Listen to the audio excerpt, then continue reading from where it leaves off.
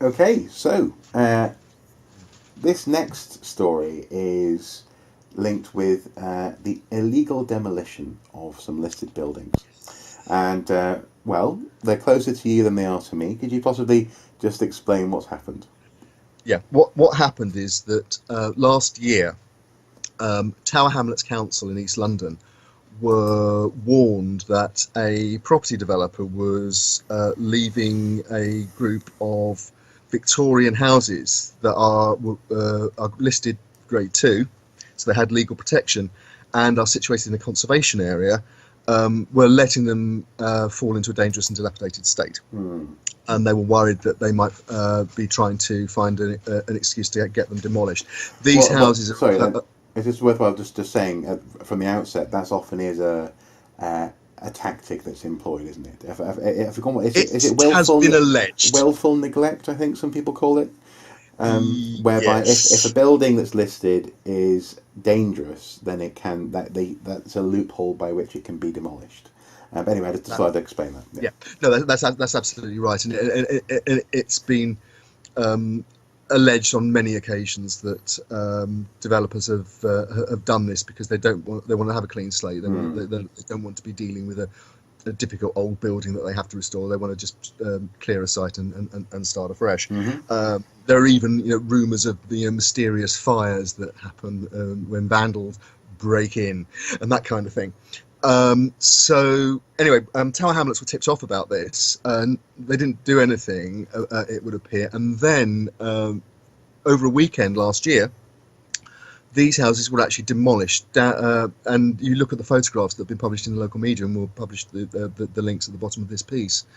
It was a very thorough job. It was clearly done very deliberately.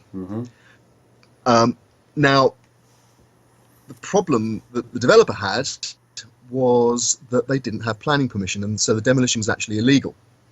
And the latest move is that Tower Hamlets Council haven't just said, shrugged their shoulders and said, "Oh dear, what a pity, never mind," and allowed the developer to continue. They've actually said the demolition was illegal. Therefore, we want you to completely rebuild the houses on the site, brick by brick, so that the site is left exactly as it was before the demolition started. Now, there's precedent for this. A number of local authorities have been employing this tactic now in the face of basically developers allegedly putting basically two fingers up to the regulatory system and the legal and listings and so on. It happened with the Carlton Tavern in Hampstead as well, where again a developer demolished the building just as Historic England were considering listing it, and in fact it was almost certainly going to be listed Grade 2.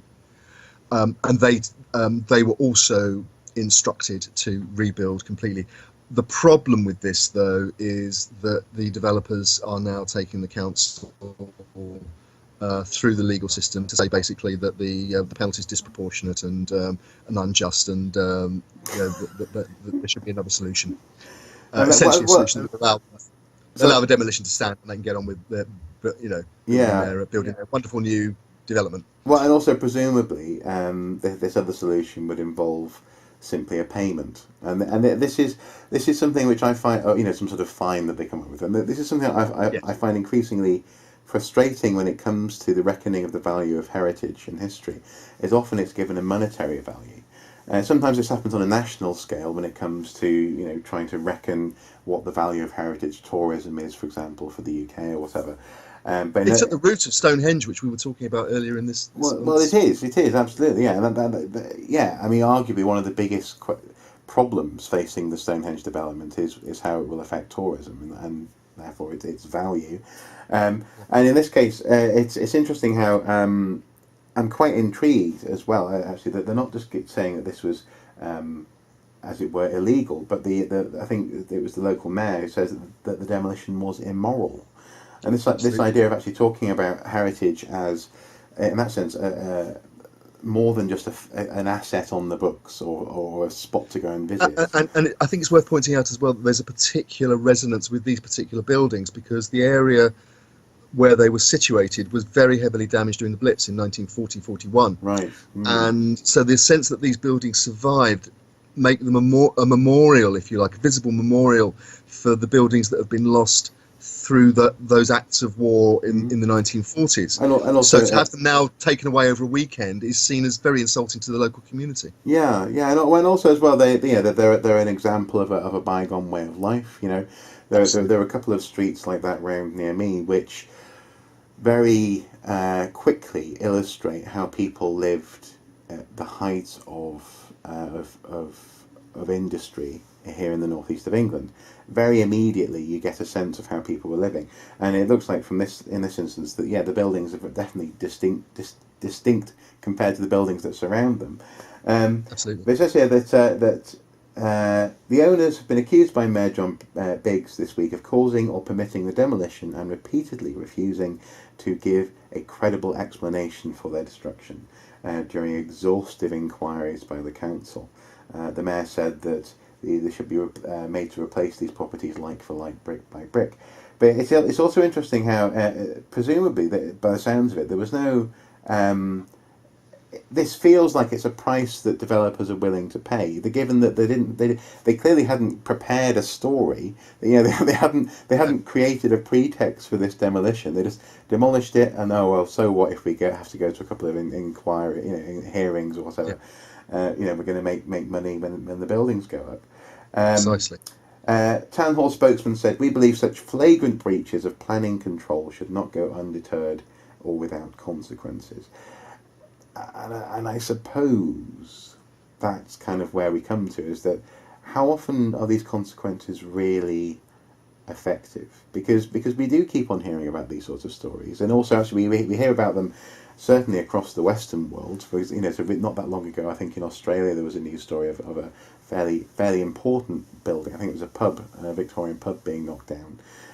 It was important for that city or town where it was. There was a case in Central America as well of a Mayan pyramid that was demolished by a developer who wanted hardcore to build a road. Yes, no, of course, yeah, which is astonishing. Yeah.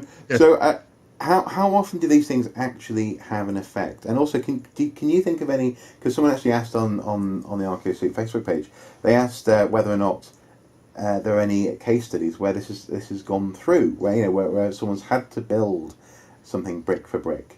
I mean, not that that's actually, in some ways it's an impossible task, but has this been attempted anywhere? That's a very good question. I think certainly in the case of UK practice, I'm not familiar with the rest of the world, but in UK practice, it's a relatively new phenomenon for councils to be this assertive, and it's now happened, I think, 3 times just in London in the last few years. The problem in trying to assess how effective it's going to be is it is still working its way through the legal system, and it could be gamed out for as long as the developer's prepared to pay to defend the case, to try and make a point and to try and get the development through. Obviously, again, a lot of that depends on the local economy. For the first time in ages this month, house prices in London drop, which makes development maybe slightly less attractive. Certainly if that trend continues for the next few months or longer. So I think in the end it's like any kind of law enforcement. The law is only as effective as 3 things. First of all, people accept that it's reasonable. Secondly, that the authorities are prepared to enforce it. And thirdly, that the authorities have the resources to enforce it and the will. And if those 3 things don't apply, then a law will fall into disuse or disrespect and just be ignored. Right. I think at the moment there is a greater awareness of the broader area of heritage crime. Certainly in Britain, Historic England have been working very hard to make heritage crime part of the agenda of the police and of local government and of central government, and of part of the consciousness of people like civic societies, expert bodies, the various period societies like the Victorian Society and so on, making them aware that if a developer is behaving unreasonably, then there are legal remedies that they can seek. Yeah, yeah, they can be So, redressed. absolutely. Well, and here actually we've come across. I've just come across the story of Carlton Tavern in. That's the one I was talking about earlier. Oh, Yeah. is that the one? Oh, sorry. Okay. Yeah. Whoops. Whoops. No, Yeah. Apparently, it was the only building on its street to survive the Blitz during the Second World War. it's the same. And then in 2015, it was demolished by, interestingly, a Tel Aviv-based property developer. Yes. Presumably, those are the people responsible for it. They would have hired local contractors to do the job. Absolutely.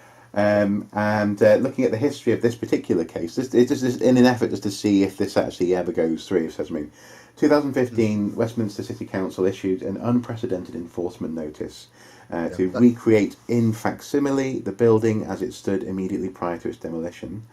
18 months later, the order was being sort of reinforced.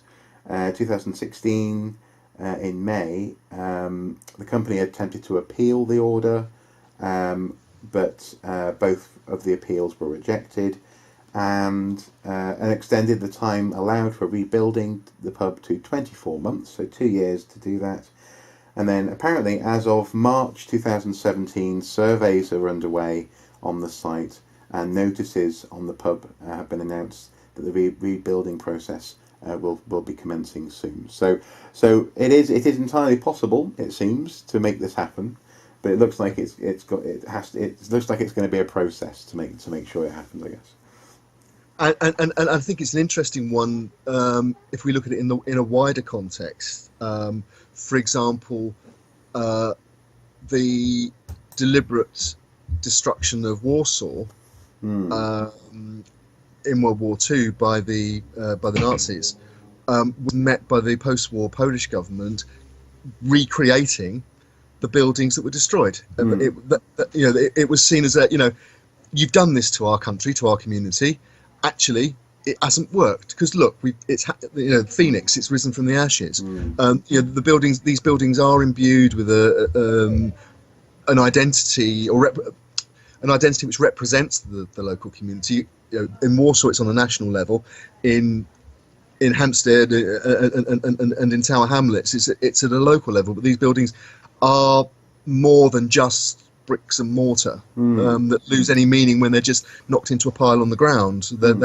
There's a sense that identity can be maintained and even restored, even when it's been very, very badly damaged. And I suppose just very quickly towards the end of this, it's worthwhile just mentioning then, therefore, that often the raw purpose of listing a building is because it is architecturally or historically interesting and or important. So sometimes, for example, locally here in Wallsend, we had a library from the 1960s listed because it had a very particular type of shelving on its walls, and this was an example of that, and that sort of raised some eyebrows. Some people were saying, yeah, but the building's quite ugly. But nonetheless, that's often one of the purposes of listing a building. Whereas here, by the look of it, some of these buildings aren't necessarily, nationally even all that significant. So, for example, looking at the picture of the cottages before they were demolished, I've seen similar architecture all over the country and whatever. But as you say, in this instance, it often comes down to that second thing, the historical and also the local historical significance of a building. Precisely. Or the fact that it is preserving the look of a neighbourhood as it was 100 years ago, 200 years ago. And so you can see how it's entirely possible for maybe a developer from Tel Aviv or maybe a developer who's been working on sites across London to look at these buildings and say, well, that's nothing special, and just knock it over. But maybe it is precisely these sorts of orders where they have to rebuild brick for brick that will make them have to acknowledge the fact that when someone says we want to keep that, it's been listed, it's not really for them to make a value judgment on that status. The status exists for a reason. Even if, as I say, personally, I look at these buildings, I'm not particularly impressed, but I acknowledge that the reason is there for a purpose. That's exactly it. The listing system, locally and nationally, certainly in the UK, is meant to objectively protect heritage buildings that are important at a local, regional and national level, and the various different grades of listing reflect those particular importances. And it's interesting, just to finish, this is a constant debate.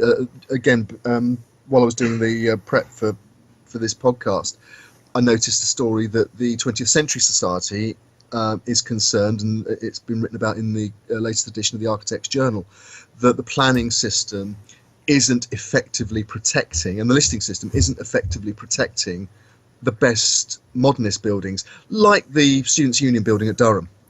Yes. Buildings that might be put at risk by the wish to create something new rather than reuse the best of the past. The desire to have a livable structure, yeah, God forbid.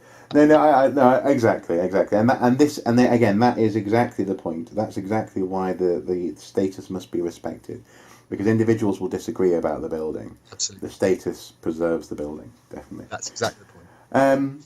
Okay, so that was quite meaty, wasn't it? But also, I noticed that next door, sadly, they've also lost Harry's Cafe as well. Harry's Cafe. Absolutely. Oh, such a shame. And anybody who has ever watched the UK soap EastEnders and have seen the changes that the Beals Cafe has undergone over the last 20 odd years, and more, will see quite what a barometer of East End local cafe is. Yes, although you'd never catch me trying jelly. Not going to happen.